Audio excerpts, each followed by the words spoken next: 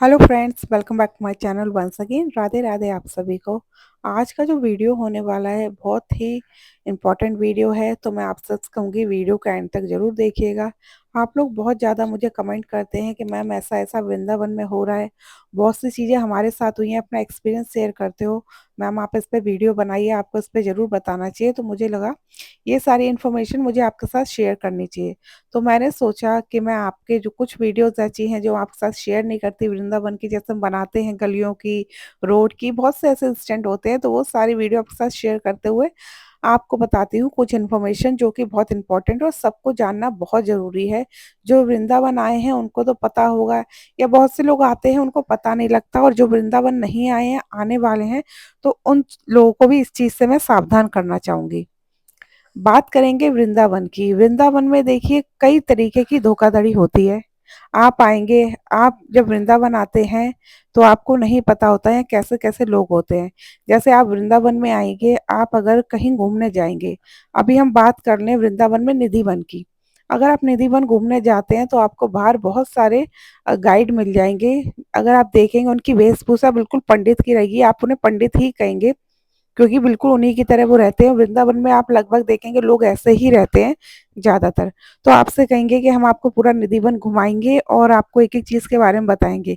आप अगर अकेले जाओगे, पूरा घूम भी लोगे, तो आपको पता नहीं लगेगा कौन-सी चीज़ कहाँ है, कहाँ राधा रानी ने बंसी चुराई थी, कहाँ कृष्ण भगवान ने प्रकट हुए थे, ये सारी चीज़ें आपको बताते हैं। तो आप सोचते हो कि ठीक है, गाइड कर लेते और आपसे पैसे भी ज़्यादा नहीं माँगते, ₹100। अगर आप बार्गेनिंग करोगे तो आप मानेंगे नहीं, ₹50 में आपको पूरा निधिवन घुमा देंगे। बात करेंगे ₹50 की, हम ₹50 में आपको पूरा घुमा देंगे। फिर सब लोग सोचते हैं, जैसे लोग आते हैं घूमने ग्रुप में, कि चलो ₹50 की बात है, हमको कम से कम ठीक से समझ में तो आएगा कि निधिवन में क्या है, क्या यहाँ की लीलाएँ हैं, हमारे राधा कृष्ण की क्या यहाँ के रहस्य हैं। इन सारी चीज़ों के लिए लोग गाइड कर लेते हैं। लेकिन जब वो गाइड आपको लेके जाता है आगे, आपको वहाँ जो ये लीलाएँ वगैरह बताता है, उसके बाद वो कहते हैं, जैसे आप जाएँगे तो एक स्थान मिलता है, तो वहाँ पे कहते हैं यहाँ पे आप कुछ दान कर दीजिए। अगर आप दान नहीं करेंगे तो आपका यहाँ आना सफल नहीं हुआ। तो आप लोग 100 या जो भी कहते हैं 100, 500 या जो भी आपकी श्रद्धा होती है, आप लोग दान कर देते हैं।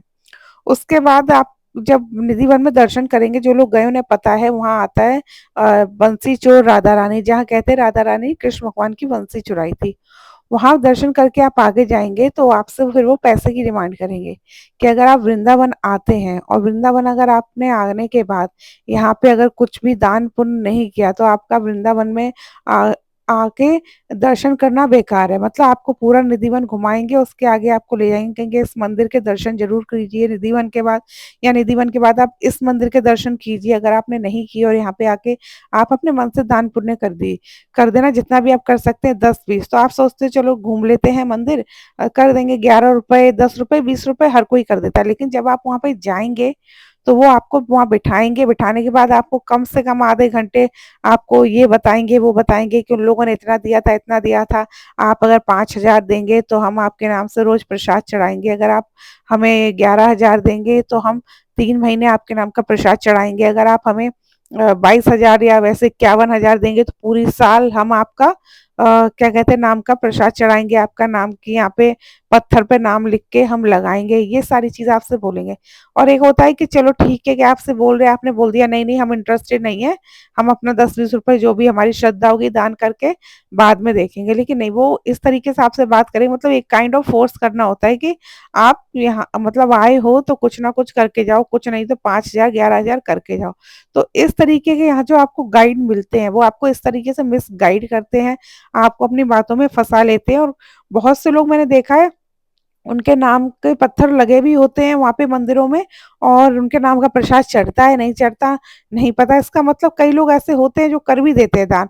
बहुत से लोग आपको पता है आज के टाइम में वहम में आ जाते हैं कि अगर आप ऐसा करोगे ऐसा हो जाएगा, ऐसा करोगे ऐसा हो जाएगा, तो बातों में आ जाते हैं। ये सारी चीज़ यहाँ पे होती है। वहीं अगर हम बात करें बांके बिहारी जी की, तो आजकल बांके बिहारी जी में आपने देखा होगा वीआईपी दर्शन, वीआईपी दर्शन आपको लगता है अगर आप बांके बिहारी मंदिर में जा रहे हैं, वीआईपी दर्शन कर रहे हैं, तो क्या आपने वाक़ई में बिहारी जी के दर्शन कर लिए? नहीं, मुझे ऐसा नहीं लगता। और अगर आप वृंदावन में जाएँगे ना, किसी भी अगर आप संतों से या भक्तों से बात करेंगे, वो सब कहेंगे अगर आप बिहारी जी के दर्शन करने जा रहे हैं, तो जाइए नॉर्मल दर्शन करके आइए। वीआईपी दर्शन करके आप तो बिहारी जी को देख लेंगे, लेकिन बिहारी जी आपको नहीं देखेंगे। वहीं अगर आप बिहारी जी जाएँगे तो आप देखो कितने सारे लोग, हज़ारों लोग बेचारे लाइन में लगे रहते हैं, गलियों में आधे-आधे घंटे खड़े रहते हैं भीड़ में कि अब हमारा नंबर आएगा, हम जाएँगे अंदर दर्शन करेंगे।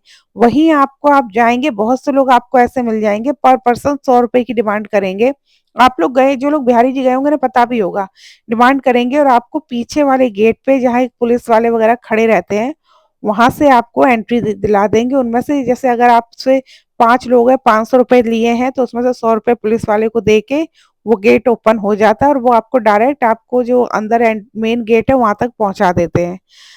तो ये सारी चीज़ यहाँ पे होती हैं वृंदावन में। वहीं अगर आप बांके बिहारी मंदिर के अंदर भी चले जाते हो, तो आपने देखा है बिहारी जी के इधर रेलिंग लगी है, तो सब लोग रेलिंग के बाहर से दर्शन करते हैं और रेलिंग के पीछे से। लेकिन वहीं जहाँ वहाँ पे आप देखेंगे संत या पंडित वगैरह जो भी खड़े रहते हैं, अगर आप उन्हें सिर्फ ₹100 दो, तो आपको वहाँ रेलिंग के उधर जो छोटा-सा जो गेट होता है उसका लॉक खोल के आपको अंदर ले लेते हैं।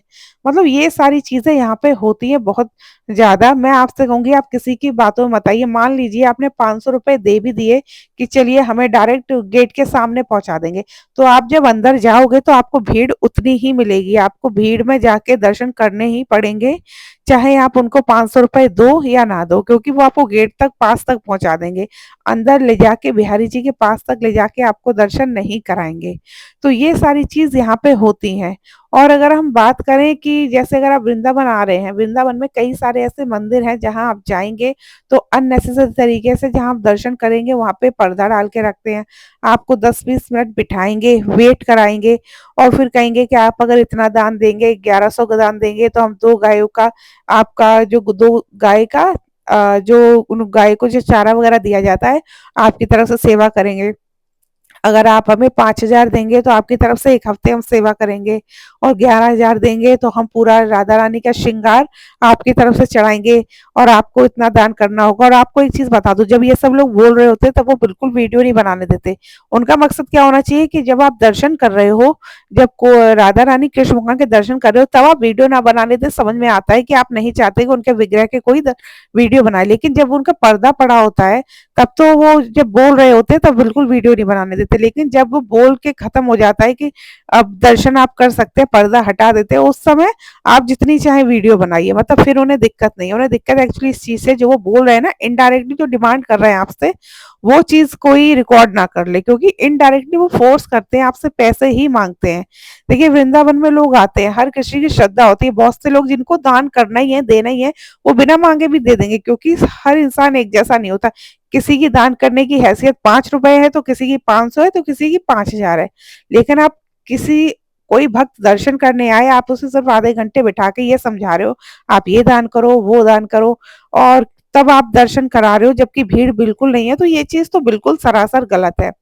और ये चीज़ सबसे ज़्यादा मैं वृंदावन की आज मैंने वीडियो बनाई है, आने वाले टाइम पे आपको बताऊँगी, गोकुल नंदगाँव की बनाऊँगी, जहाँ सबसे ज़्यादा इस तरीके की ठगी होती है, बहुत ज़्यादा होती है।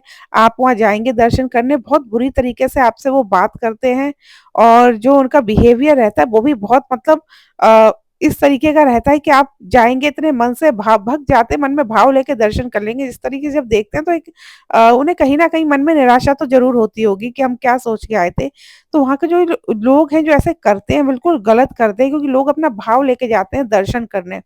उसके बारे में मैं आपको कभी डिटेल में वीडियो बनाऊँगी, गोकुल और नंदगाँव के बारे में। आज हमने बात की आपसे वृंदावन के बारे में, तो अगर आप वृंदावन नेक्स्ट टाइम आ रहे हैं और आपके साथ अगर ऐसा होता है तो आप सावधान हो जाइए, क्योंकि ये लोग अपनी बातों में आपको इस तरह उलझा लेंगे, आपको पता भी नहीं लगेगा।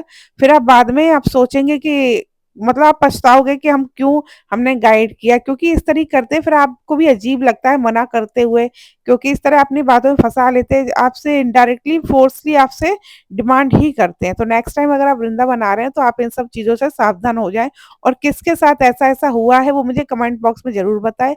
बाकी आपसे मिलेंगे अपने नेक्स्ट वीडियो में। अगर आपको आज का मेरा ये इन्फॉर्मेशन पसंद आया हो तो मेरे चैनल को लाइक करें, सब्सक्राइब करें, शेयर करें। अभी के लिए राधे, राधे।